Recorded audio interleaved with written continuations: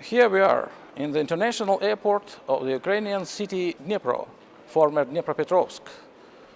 A group of repatriates, or olim in Hebrew, is heading for a flight to Tel Aviv. Why, after 25 years of Ukrainian independence, Jewish people still keep on departing from Ukraine? We will try to give an answer to this question in our video film.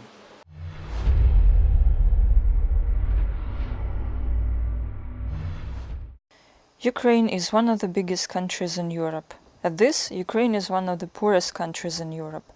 One of the main reasons for this is the war in the eastern parts of the country. Some people see the war as death and grief, while others know well how to make money out of the blood and battles. For the political tops of Ukraine and chief military officers, the war is also a shield to hide their insufficiency and a chance of bloating up their political ambitions. The war is not likely to cease anytime soon. The power in both Russia and Ukraine have their profits out of this war. Yet, what's the price common people pay for it? I used to work at a big factory. It closed down and I'm unemployed now. I was at risk of being summoned to the army, but I don't want to participate in this silly war. I hate to think of leaving my child an orphan.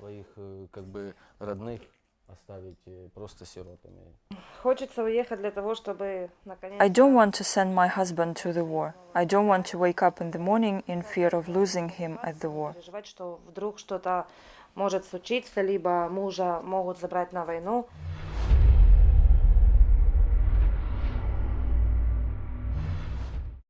People in Ukraine repeat sad jokes. We have European prices and African salaries. The smallest salary in Ukraine makes about $110 per month. A good half of this amount is spent on utility payments.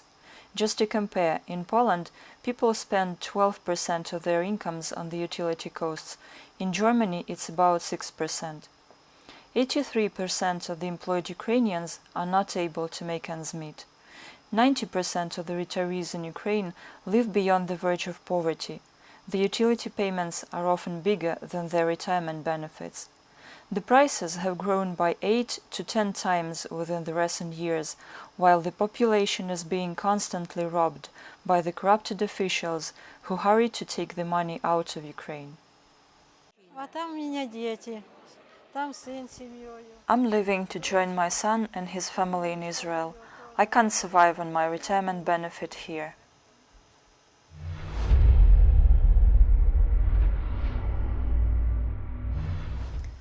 The political situation in Ukraine is unstable, and the power is unstable too. It happens because there are radically minded people who hold in their arms the weapon that has come from the war zone. These radicals often conduct marches and other public events in Kiev and other cities of Ukraine. Watching them coming out of shadows makes Ukrainian Jews feel a deep fear and think on making Aliyah and hiding in a safe place.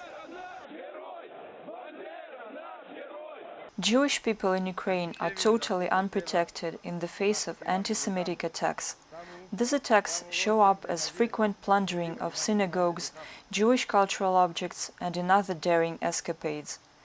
The point is that the government can do nothing with the armed radicals who see the root of all the troubles in Ukraine in Jewish people. This helplessness of the government and no protection against the aggression is another reason why Aliyah from Ukraine does not cease. И просто мы боимся за антисемитические организации, националисты разрушают памятники. The main reason why our family is leaving for Israel is the growth of anti-Semitic moods and threats in Ukraine. So we're departing to save our children.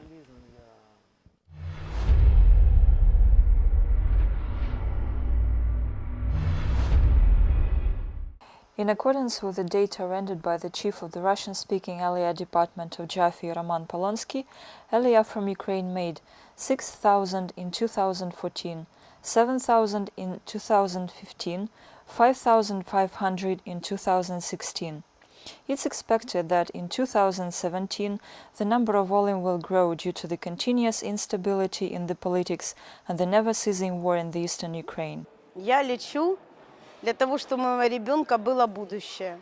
I'm leaving for Israel to give my son a good future, which I could not provide for him in Ukraine. И я вместе со своим ребенком радовались жизни.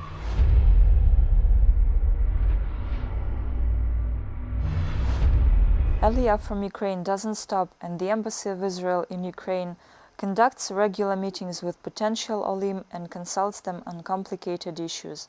One of such meetings took place in Zaporozhye, attended by more than 120 persons. Such meetings are held in 20 regions of Ukraine. Besides consultations, the olim desperately need financial support, and this is what we have been given to them for more than 10 years.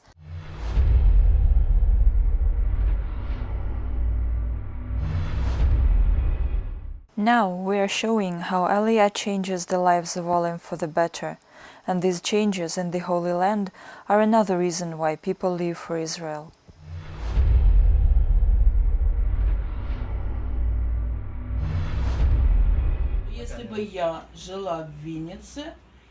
If I had stayed in Vinnytsia, I would have died a year ago.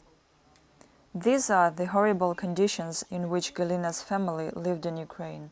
Maltreated by Ukrainian doctors, Galina gained a tough hormonal disorder that caused extremely quick, uncontrolled obesity. Galina would have died of complications if she had stayed in Ukraine. Now, in Israel, Galina and her family have a great spacious apartment in Haifa, given to her by the state. She receives a proper treatment and constant care she could not even dream of in Ukraine. Galina is grateful to those who have helped her discover a new life.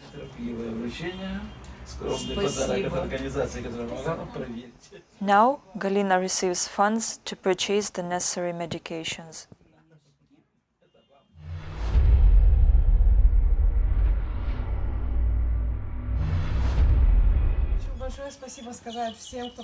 In Ukraine, Anna's younger son's eye was severely damaged by the attempts of doctors to handle his sight issues.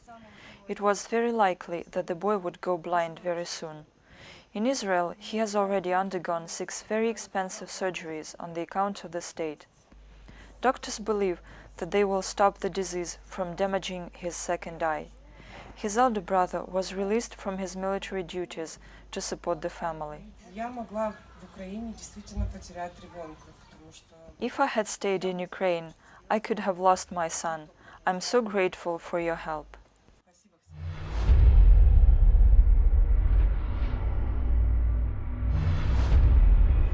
We are now in the house of Vadim and Avital.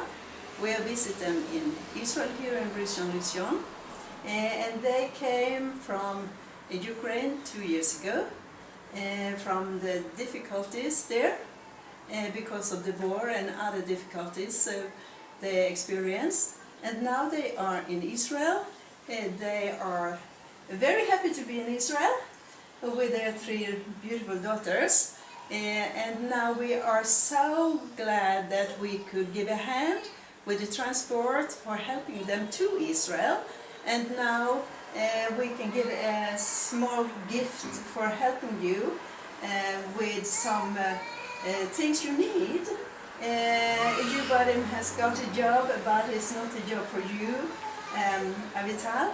But things will be better and better, so we are very, very thankful for everyone who can give a hand with some financial help to our organization, so we can have more people to Israel and let them have a nice and good life here.